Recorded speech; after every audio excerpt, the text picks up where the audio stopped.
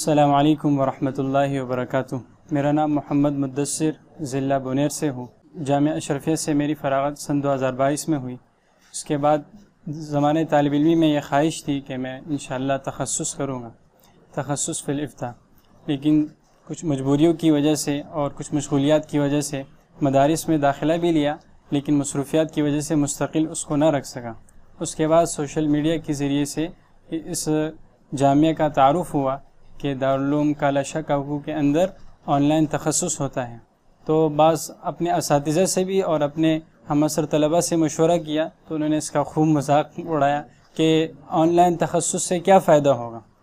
تو ایک استاد سے اس کے بارے میں بات چیت بھی ہوئی تو استاد محترم نے فرمایا کہ آج لوگ ہم مولوی حضرات اس لیے اس کے قریب نہیں جا رہے کہ اس کا کیا فائدہ ہوگا، حالانکہ اس کا نقصان بھی دیکھو کہ آن لائن کے ذریعے سے لوگ کتنا غلط اس کو استعمال کریں اور اس کا کتنا نقصان ہو رہا ہے، تو فائدہ کیوں نہیں ہوگا۔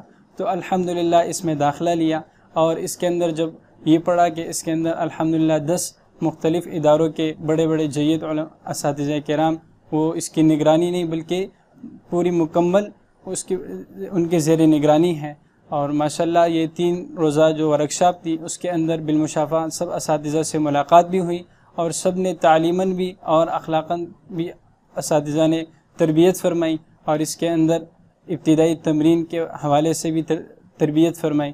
اللہ ہم سب کے اساتذہ کی عمر میں عمل میں برکت عطا فرمائے اور ان کا سایہ تادیر ہم سب کی سر پر قائم و دائم فرمائے۔